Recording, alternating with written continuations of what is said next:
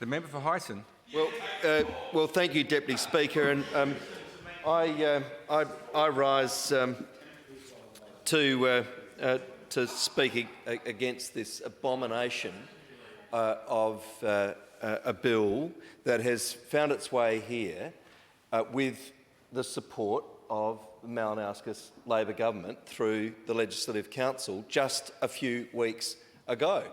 So here it is on the notice paper, this bill that would provide for the compulsory lease of land at the whim of the minister or a council for an undetermined period, and with a prohibition against any form of rent or other compensation being paid to the owner of said private land. It's an abomination of a bill, and that it's found its way through any part of this parliament is a cause for a shiver to run up the spines of all South Australians. And just to make this really clear, bring it close to home, I was visiting, as I do from time to time, to a full hall gathering at our local retirement village in Stirling at Sevenoaks, one of the great retirement villages in our state, full of wonderful people who have spent their lives making a contribution to our local area and across the state.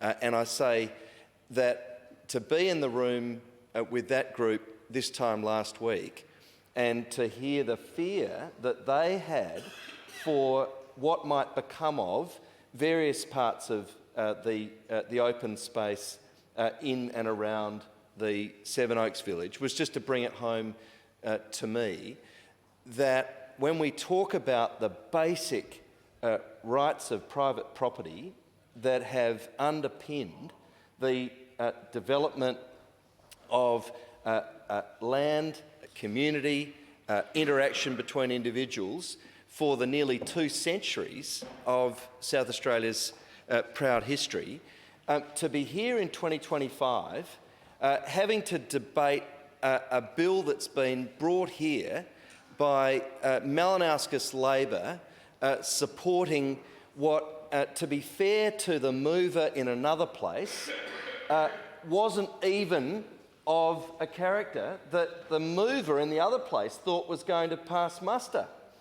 And I think we have that on the public record. So the Honourable Rob Sims in another place has told South Australians that this bill is not worthy of passing the parliament, but that wasn't good enough for the Malinauskas Labor government. It thought, right, no, we'll support this, and here we are dealing with a bill that would compulsorily deprive a private owner of their use and enjoyment of their own land. And it sits, this amendment would sit directly alongside the long-standing provisions for the compulsory acquisition of land in the Planning, Development and Infrastructure Act.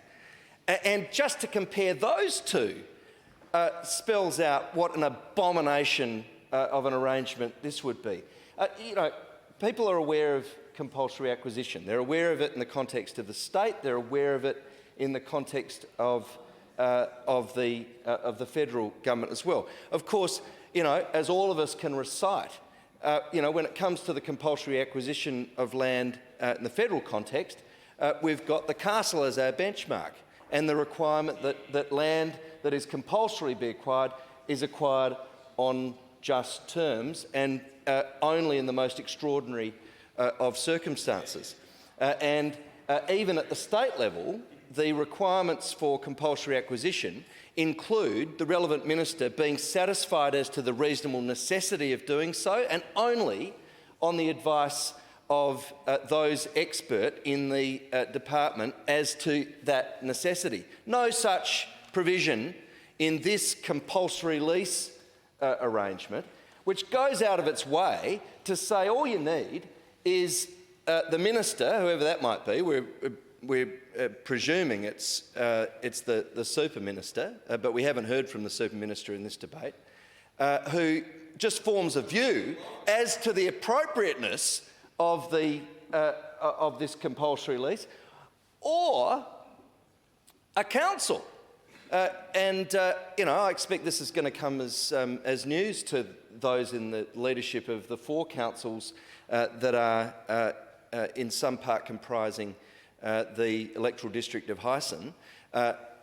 The dominant one being the Adelaide Hills Council, also the Mount Barker Council, Onkaparinga and Alexandrina.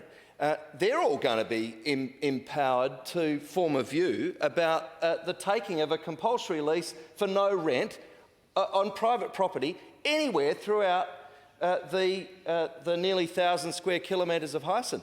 Now, the Adelaide Hills, Mr Speaker, is home to some of the most beautiful open space that this state knows about.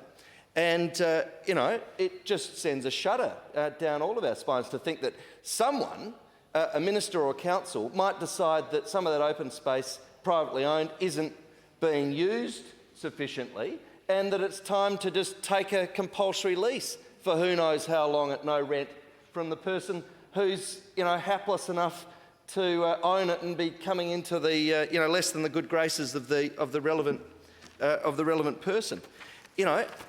And just so we're in no doubt, let's spell it out. It's a short bill. Clause 2 provides for this infamous, what would be new section 243 capital A in the Planning Act, and it says if a designated entity is satisfied, whatever that means, that the owner of land is being unwilling or unable to undertake development to use it to the satisfaction of the relevant minister or council, because the designated entity, we learn, is the minister charged with responsibility for this provision, or a council. They form a view. They don't need to be, satisfied even as to the necessity for the forming of that view. Just need to be satisfied, and moreover, they just need to sort of decide that it might be appropriate to use the land for some undisclosed public purpose. Then what do? Well, they just go to the Gazette and they make a declaration.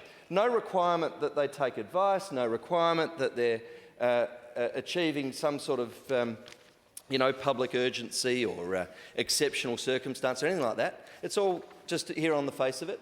It might be that the minister or the council woke up that day and thought, oh, guess what? We're going to deprive another person of their private property. And once we've done that, we only have to get to subparagraph C before we see not just sort of an open-ended arrangement about what compensation is going to be paid to the owner. No, it's all spelled out really clearly. It says the designated entity must not provide, the lease that is, that's to be entered into with this designated entity, must not provide for the payment of rent by the designated entity under the lease. They can sort of, make good on things like rates and so on, but no rent, compulsory lease could be anything up to perpetuity, and off we go for the purpose that's been decided by either the minister or the council. Now, why, in any set of circumstances, a responsible government in this state could have seen fit to go anywhere near this bill is bewildering. And I think people are going to be having a very close look at what Malinowskis Labor really is all about. Because we hear all sorts of things about, the